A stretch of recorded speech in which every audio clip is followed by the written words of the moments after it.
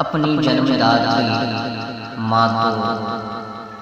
मात्र शिशु अवस्था में ही अपनी दूध का पान कराती है, परंतु गौ माता तो आजीवन हमें अपनी दूध का दही, माखन आदि से पोषित करती है। उसका कार्य किस प्रकार से छुपाया जा सकता है? अपने इन सुंदर उपहारों से वह जीवन भर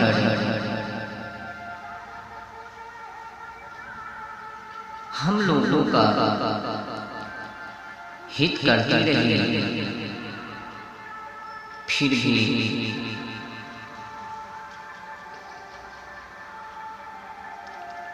गौ माता की उपयोगिता से अनभिन्न होकर सरकार की गलत नीतियों के कारण तथा उसकी पालन पोषण का खर्च वाहन न कर पाने के बहाने उन्होंने कत्ल खानों के हवाले करवाकर विकास का कौन सा मापदंड है? क्या यही मापदंड गौ माता को कटवाकर इसको मापदंड, इसको विकास, इस प्रकार का अत्याचार को विकास कहा जाएगा? भारतीय संस्कृति के ऊपर प्रहार करवा कर क्या इनको विकास कहा जाएगा? ये तो अत्याचार है। गौ माता को कटवाना ही अत्याचार है।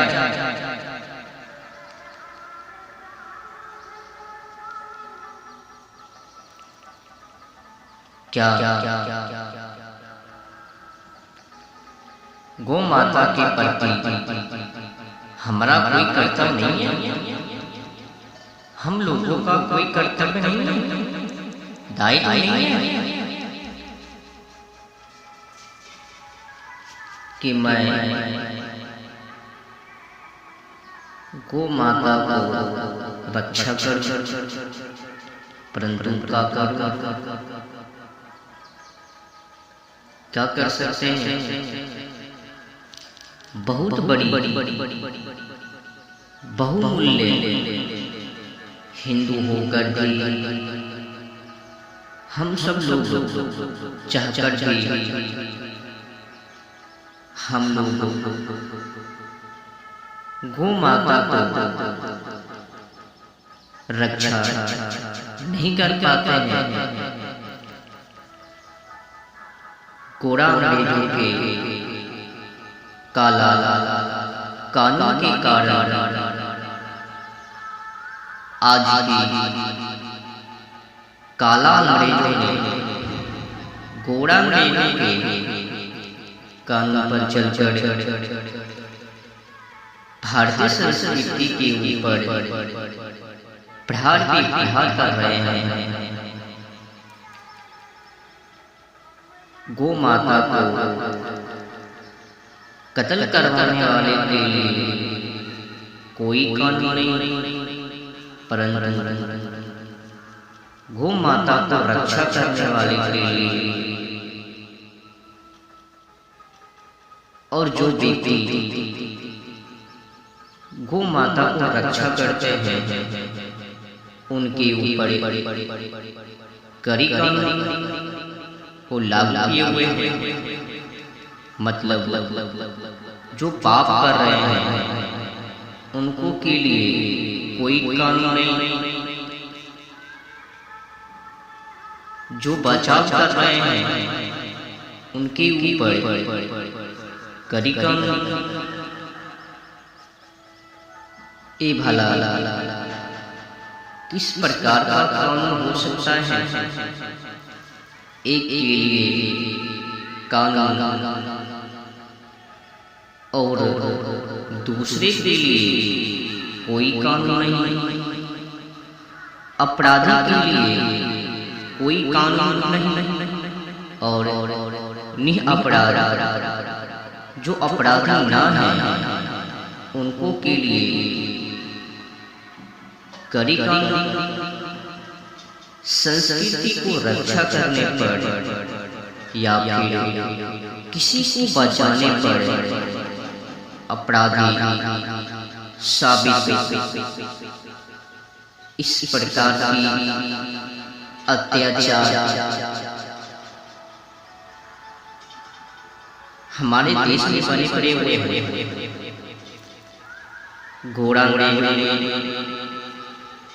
भारत में आकर भारतीय संस्कृति को ही बिगाड़ दिया। एक से एक काला कानून बनाकर भारतीय संस्कृति को कहीं को नहीं छोड़ा। सदियों से अहिंसा का पुजारी भारतवर्ष आज के समय में हिंसक और मुख्य मांस निर्यात देश के रूप में उभरता जा रहा है। हिंदू बहुमूल्य समाज होने के बावजूद गौ माता की हत्या हो रही है। गौ माता की कत्ल जारी है। यह बड़ी विडंबना है कि एशिया का सबसे बड़ा कत्लखाना देवनार अन्य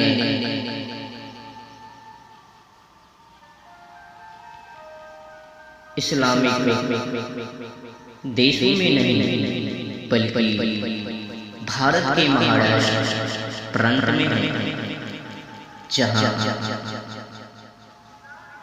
हजारों माता की हत्या होती है। हजारों माता को रोज काटती है। दूसरा अल कबीर कत्लखाना आंध्र प्रदेश में है। इनका यहाँ पर हजारों टन मांस विदेशों में निर्यात होता है, बेचा जाता है। गौ माता को कटवा कर ये जो सरकार भारतीय संस्कृति के पीछे हाथ धोकर पड़े हुए हैं, घोड़ा अंग्रेजों के कानून के अनुसार चल आज का काला अंग्रेज पाखंड हो गए हैं। क्या आप जानते हो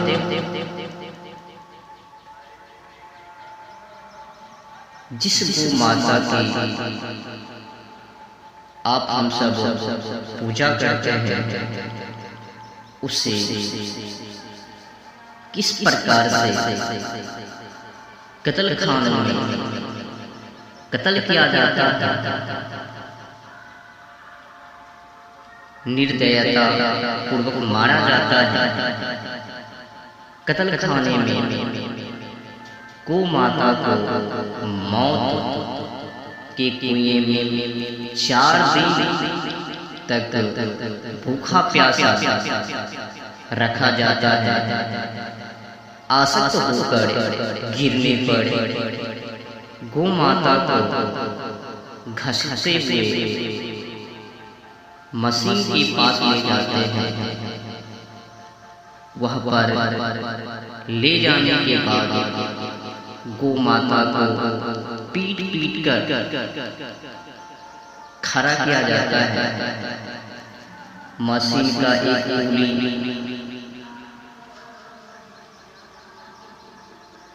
गौ माता का पिछले हिस्सा कसकर पकड़ लेते हैं, जकड़ लेते हैं पैरों को। तत्पश्चात खोलता हुआ पानी में 5 से 4 मिनट तक उस पर गिराया जाता है। खोलता हुआ पानी में डुबाकर 4 से 5 मिनट तक रखा जाता है।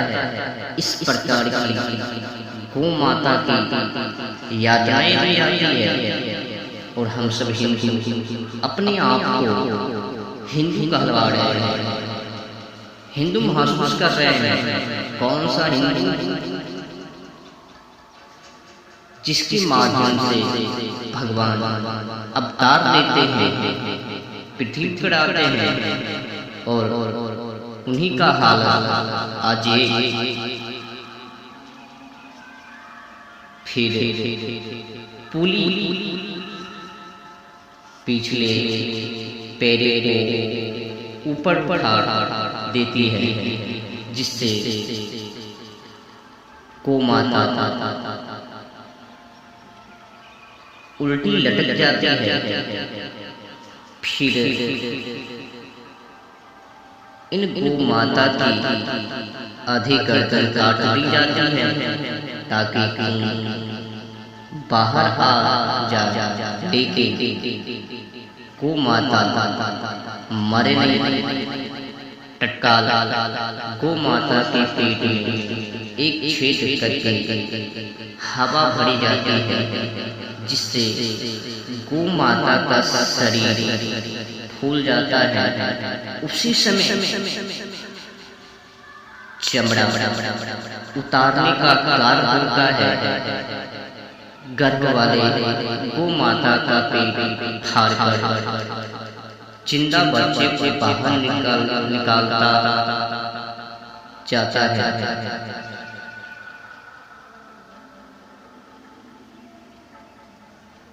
गर्भ वाले सोचो किस प्रकार से गौ माता को बेधर्मी निर्दयता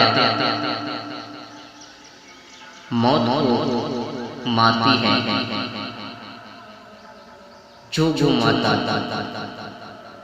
गर्भवती होती है, गर्भ वाले गौ माता का पेट फाड़ कर जिंदा बच्चे को बाहर निकाला जाता है। उसके नरम चमड़े को बहुत महंगे में दामों में बेचा जाता है। आज देश में वैध तथा अवैध रूप से हजारों कत्लखाने चल रहे हैं, जिनमें प्रतिदिन लाखों की संख्या में गौ माता के साथ साथ अन्य पशुधन काटा जा रहा है। अब हिंदू को इस संकेत के माध्यम से समझ आनी चाहिए कि गौ माता के प्रति किस प्रकार से रक्षा करनी चाहिए, ताकि भारतीय संस्कृति सुरक्षित रहे। आज के समय में गौ माता के ऊपर पाखंडियों ने छिन भिन भंग कर दिया, जिससे आज हिंदू भी छिन भिन हो रहे हैं। भारतीय संस्कृति को पहचान करने पर धर्म को छोड़कर अन्य पंथियों में जा रहे हैं। सत्संग ज्ञात ना होकर, सत्संग ना जानकर, सत्संग ज्ञात ना होने पर धर्म को छोड़कर वामपंथी में चले जाते हैं, जिसमें कि सिर्फ हिंसा हिंसा हिंसा ही होता है, उनमें चले जाते हैं। ये हालत है सच्चाई को छोड़कर, अच्छाई को छोड़कर बुराई में चले जाते हैं, वामपंथी में शामिल हो जाते हैं। ऐसा क्यों? ऐसा इसलिए कर रहे हैं कि उनको सत्य ज्ञान नहीं पा रहा है, सत्य के बारे में जान नहीं पा रहा है। अब कहाँ से जान पाएंगे? गौ माता के ऊपर अत्याचार हो गया, पंछी जानवर पर अत्याचार हो गया, तो फिर माहौल कैसा रहेगा? जिस जगह पर सिर्फ पाप ही पाप होगा, वो जगह नरक ही बनेंगे ना, शमशान घाट ही बनेंगे ना, तो काम महसूस होंगे, वही फिर बदलेंगे। अंतकालीन बुद्धि परस्त हो जाएगा ना, जब व्यक्ति को अंत समय आते हैं, बुद्धि पलटवार कर जाते हैं ना, नष्ट हो जाते हैं ना, तो क्या करेंगे? गलतियां तो हम मानवता है ही, जो कि हम इतना बड़े बहुमूल्य हिंदू होकर भी अपनी भारतीय संस्कृति को सुरक्षित नहीं कर पा रहे हैं। खुले गौ माता की हत्या हो रही है और एक पुजारी बनकर बैठे हुए हैं। हम अहिंसा के मार्ग पे चल रहे हैं। अबे मेरे को अहिंसा नहीं, आप तो हिंसा कर रहे हो। जरा सोचो, ये भारत है, भारतीय संस्कृति है। भारत में अहिंसा चलता है, हिंसा नहीं। किसी जीवों को काट कर खाने पर वो हिंसा ही है।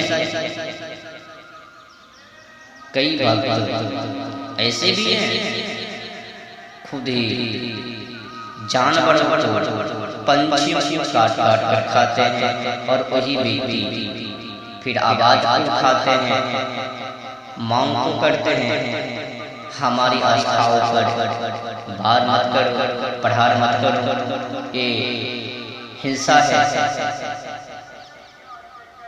मेरी गौ माता को मत काट। जब तक व्यक्ति खुद ही नहीं सुधरेंगे तो फिर कहाँ से रक्षा कर पाएंगे? गौ माता को करते हुए कहाँ से बचा पाएंगे? तो सबसे पहला नंबर हिंदुओं को सुधरना होगा। जो व्यक्ति मांस को खाते हैं, जानवर को पंछियों को काट काट खाते हैं, उनको पहले छोड़ना पड़ेगा। जब तक सत्य नहीं जानेंगे, सत्य का ज्ञात नहीं होगा, तब तक के लिए असंभव। अब जो व्यक्ति खुद ही राक्षस बनकर घूमेंगे, वो व्यक्ति रक्षा तो नहीं कर पाएंगे, सत्य नहीं चल पाएंगे। अब खुद ही अधूरी बने हुए हैं ना, भोग विलास कर रहे हैं, तो फिर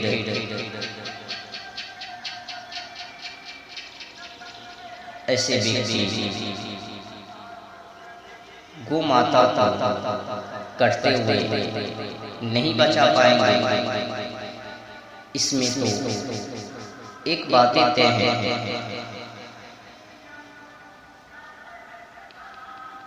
ये जो आज के समय में गौ माता की हत्या अधिक से अधिक हो रही है। अहिंसा भारत में पहला नंबर। इसमें तो सरकार अपराधी है जो कि काटने वाले के ऊपर कोई कानून नहीं बनाए हुए हैं। और दूसरे नंबर पर ये व्यक्ति आते हैं जो व्यक्ति हिंदू होकर भी वो माता को कसाई के हाथों में बेचते हैं। और खास करके मैं सरकारों से विनती करता हूँ कि इस प्रकार का अत्याचार करवाना बंद कीजिए। गौ माता के प्रति दया अपनी